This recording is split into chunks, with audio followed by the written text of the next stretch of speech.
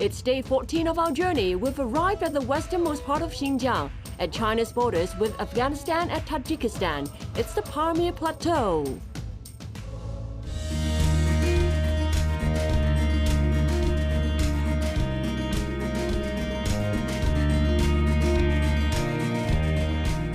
On the Pamirs is China's westernmost county city, Tashkogan Tajik or Tashkurgan in short. The inhabitants here are the only native white people in China, called Tajiks.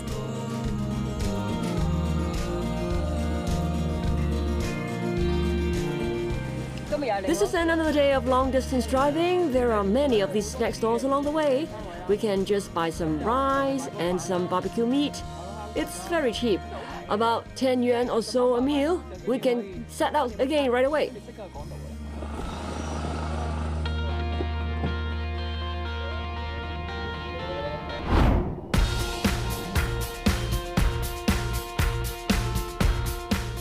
Hello.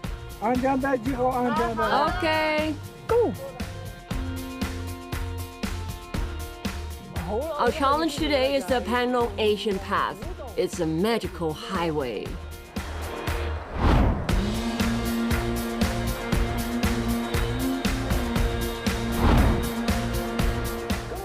There was this group of Tajik nomads living in a very remote place. You'd have to climb over the mountain to get there. So for these 2,000 people, the government built this Panlong Asian Road to help lift them out of poverty and connect them with the outside world. This Asian road has more than 600 bends. If you look down from the sky, it really looks like a black dragon coiled above the Pamir Plateau up the Kunlun Mountains.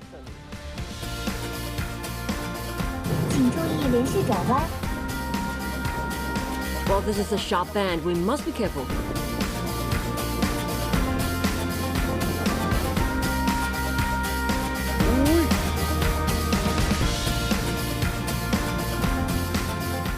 Endless turns.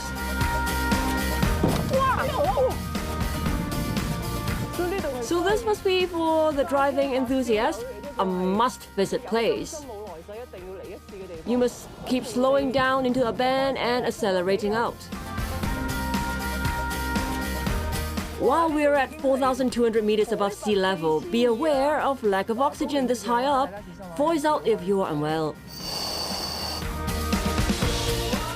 The Panlong Asian Road was completed in 2019. It was a very difficult process because this area of the Kunlun Mountains is covered with sandy rocks that are loose. You can't cut through the mountains to make a tunnel or build any bridges. So it's decided they'd construct an S-shaped road. The total construction cost was over 60 million yuan. This was just for the convenience of the 2,000 Tajiks living in Washia behind the mountain.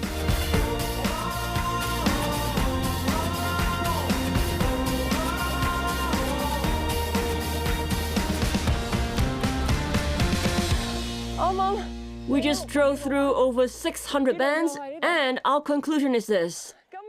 After all the bends we drove through today, life will only be smooth and easy ahead. After crossing the Panlong Asian Road, we've arrived at the famous Wakhan Corridor. It is on the Pamirs, a narrow strip 400 kilometers long where China and Afghanistan's borders meet. This is the Wakhan Corridor. Further off over there, about 100 kilometers away, it is Afghanistan. It is a very strategic geographical location because it is close to the borders of 3 countries. So this has always been a place everyone in the military would fight for. The Wakhan Corridor is an important corridor between China and Central Asia. It is also a strategic pathway for transportation of supplies for neighboring countries. By the end of the Qing dynasty, the Wakhan Corridor, along with part of the Pamir Plateau, was invaded and occupied by British and Russian forces. It's only after the founding of New China that part of the land was reclaimed and the boundaries of the 3 countries established. This day, we are making a special trip in search of a group of Tajiks who would guard this boundary with their lives.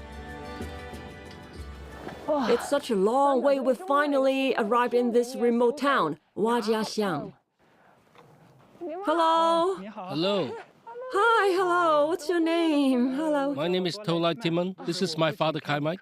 Oh, I know you've been truly amazing. Your family has guarded our borders from generation to generation. This is what we should do. Hello, Auntie. This is my wife. Oh, hello. Wow. Well, you make this yourselves? Yes, we made the milk. For generations, Dalai Timan's family have guarded the borders. He says the Tajiks are mostly herdsmen or farmers, but when it's conscription time, there's no need for government publicity. Many young adults in every village would volunteer their service to patrol the most inaccessible borders. Here, there are no customs or ports. Other than the PLA, they've had to count on the Tajiks.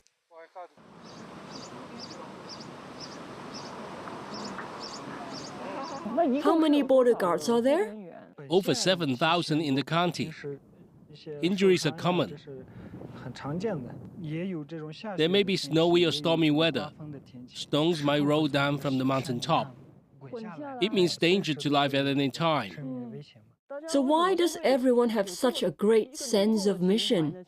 When we guard the border, we are guarding our home. Our people are ready to do it because they love the country. They love this land. My family used to be very poor. I received free education when I was at school. There were various state policies that benefited the people. That's how I managed to finish school. All our difficulties in life were resolved. Ever since then, I have been thinking I must show my gratitude. I must be grateful. I hope our descendants, our children and grandchildren will continue to do a good job guarding the border. It's hard for you guys. Not at all. Your face may look different from ours, but our hearts are the same. Yes, the Chinese heart. It's such a precious opportunity to visit Tashkurgan, the furthest point in the west on the map, and to see the Tajiks guarding our border for generations too. The country has been kind to them, so they just stay there. You see the sunburn on their face. It's such a big sacrifice they make. I have a lot of respect for them.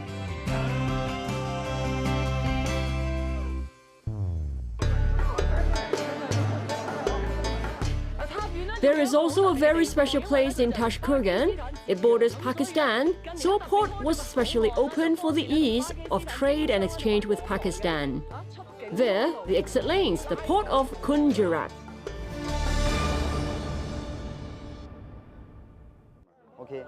Hello. Hello. Hello. Are you all waiting to get through?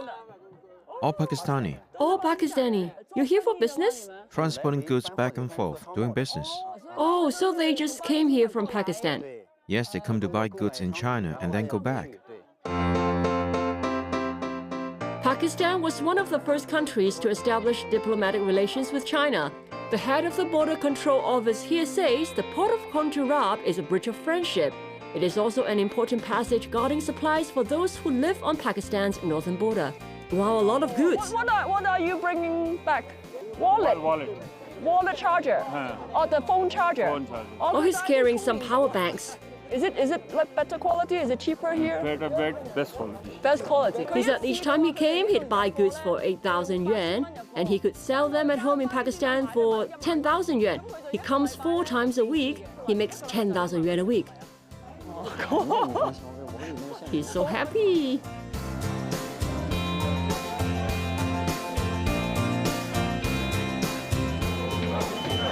So many people and goods passing through.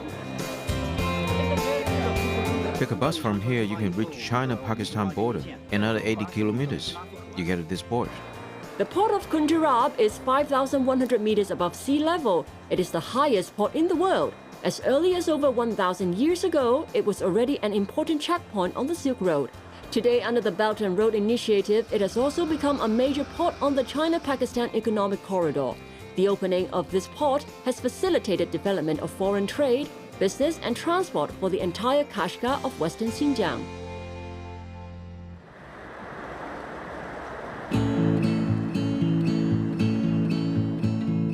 Going away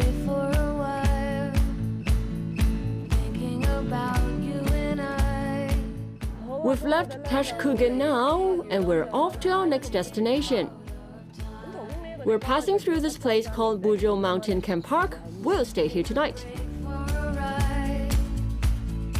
We've arrived. The view is so beautiful, surrounded by snow-capped mountains. We'll check in first. They're checking our border passes. Okay, let's follow the handsome guy to our rooms. You're from which ethnicity? Tajik. Oh, he's also a Tajik.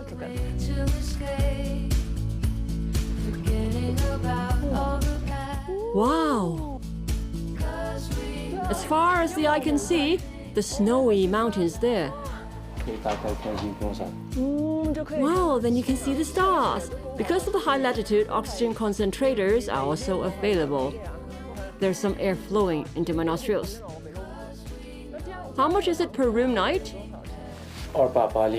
Wow, if it is not tourist season, it costs 1,800 yuan. Now it's peak season, it's 2,800. House full? Oh, it's hard to find a room.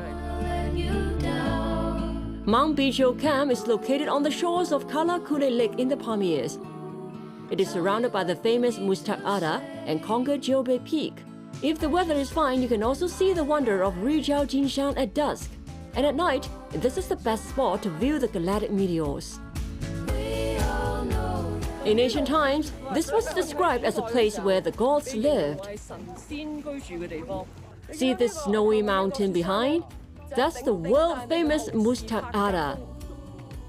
It is a dream place for many climbers. My only choice.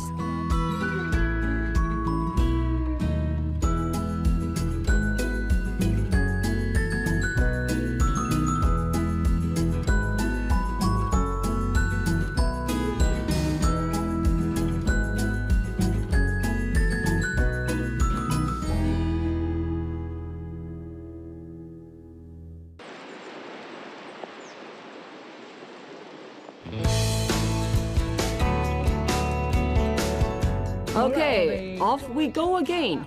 Today we've swapped positions. Vivian is driving, she's a great gatekeeper. Ever since No Poverty Land 1, we've been side by side. We're traveling a long way by car this time, so we'll take turns driving so that everyone can enjoy this beautiful scenery. Where are we going now? How long will we take? 5 hours.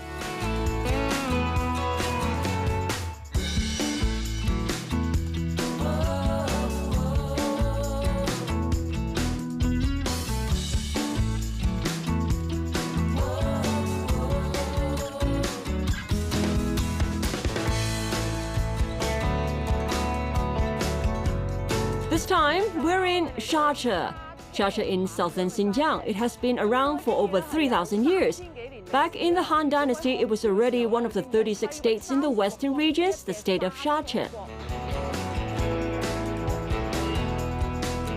Shacha is located deep in the desert of southwestern Xinjiang. It is also a historic city where the cultures of Central Asia and Western regions become one. Compared to the cities we've visited earlier in southern Xinjiang, there are fewer tourists in Shacha, so walking into these little streets, I can feel the life of the local Uyghurs even more. Hello.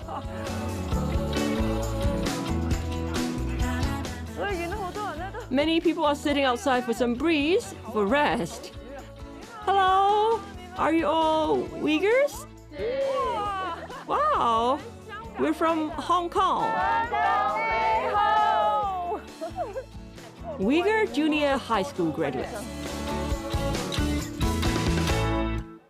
These buildings are easily over 100 years old. The shops are on the ground floor. Upstairs is where people live. These are crypts the minorities use, traditional bed for babies. Wow, very beautiful and full of character. Wow, this one too. They sell so many crypts here. Here we found an interpreter. He's a local. You a Uyghur? Yes, A local. yes, I noticed that there are a lot of baby products are sold here. right. How many kids do people have in a family usually? You can have up to 4 kids. 4 kids.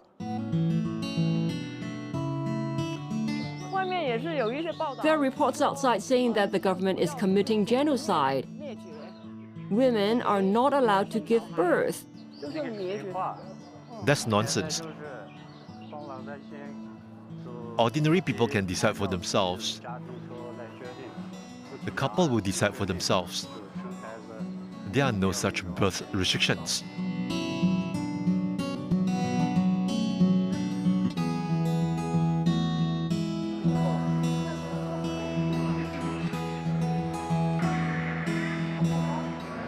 Wow, I see a tea house. Ooh, where many Uyghur uncles gather. Can I sit down? What tea is this? Black tea. Black tea? Let's drink. You all come for tea all the time? Yes, we're here every day. Every day? Yes, we get together after work with a few old friends. Oh. What do you do? To work at the construction site on wall surface or handle slurry projects. Oh, you're on construction projects. Yes.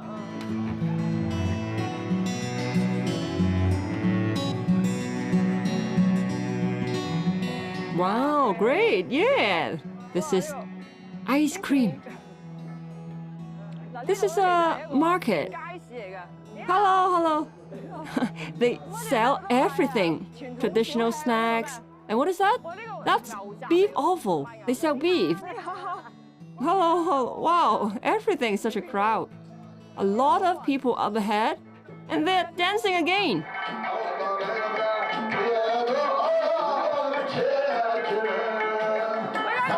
She invited me to dance. I couldn't say no.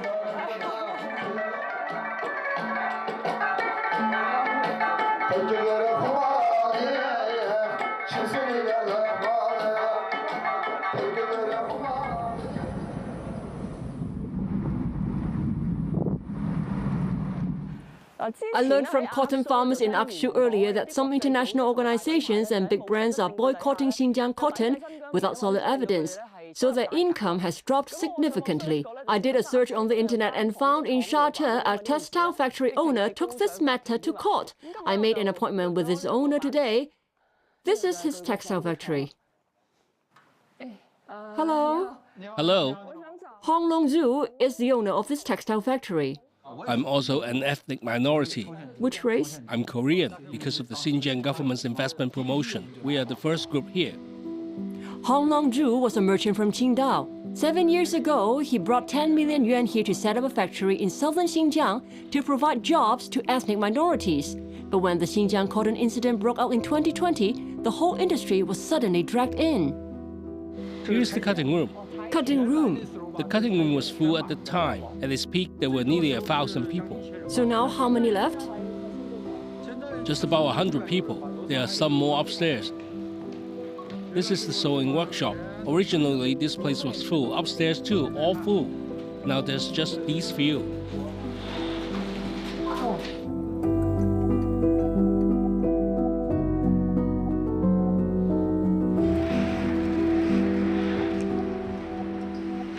They're sewing workers. Yes, seamstresses. Hello. How long have you been working here? 2 years. 2 years. How old are you? 18. 18. How much money do you make? 2,500 yuan. 2,500. Yes. Now the company's business is not as good as before. Are you worried you might lose this job soon? Yes. Too little money is earned outside. We see girls like me working outside. They make 1,500 yuan a month. Oh, they make 1,500 yuan working outside, so you make more here. China has been the world's second largest cotton producer. It can be said Xinjiang cotton feeds more than half of the farmers in Xinjiang. And the downstream processing industry of cotton concerns the livelihood of millions of people in Xinjiang. But since 2020, when an international organization based in Switzerland, the Better Cotton Initiative, BCI, decided to suspend assurance activities in Xinjiang, many international brands have stopped using Xinjiang cotton as raw materials. Originally, many people in the Kashgar region were in the garment industry. There were 400 or 500 companies, but because of the sanction, they've almost all gone out of business. Most of our friends or colleagues have gone bankrupt and left. It's hard for them to find jobs. From your angle, you're giving them jobs, but the BCI think this is forced labor. Tell them to come. They're welcome to see for themselves, to see what the people say. What do you mean forced? They all came voluntarily. Some of our employees make more money than their parents do. Because if we went out of business, these children will lose their jobs. If you don't work and just stay at home, are you going back to a primitive society, making them nomads again? They become poor again, and that leads to what social problems? I don't have to elaborate. Everyone understands. The Western countries want us out of business. They don't really care about Xinjiang. They just want all our business go bankrupt, want Xinjiang in poverty again. So Han Longju went to file a lawsuit against a German scholar named Adrian Sands at the Kashgar Intermediate People's Court. Sands' side has continuously submitted reports saying there's a problem of forced labor. Han Longju demanded an apology and compensation from the German scholar. I wanted to speak up for these businesses to make the foreign countries know. I hope the international community will have a better understanding of Xinjiang and lift the sanctions. I've been gritting my teeth and holding on. I believe justice will prevail.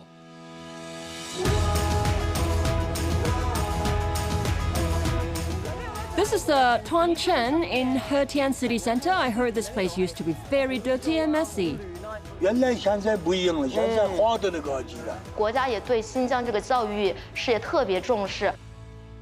I've never seen this before. This is the first time. So students in Xinjiang can attend lessons directly with teachers in Beijing.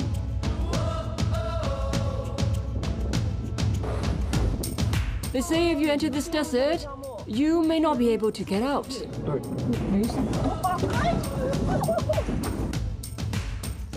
How do you cook? Here, how do you cook by burying something in the soil? The locals in Shacha recommended that we should come here for lunch to feel the everyday life in southern Xinjiang. You're locals coming for lunch? So beautiful. I'm from Hong Kong. Family? John, you sure? Oh, from junior high school. They're having a gathering. How old are you? Oh, 50-something. A large plate of lamb. Bye-bye. Bye-bye.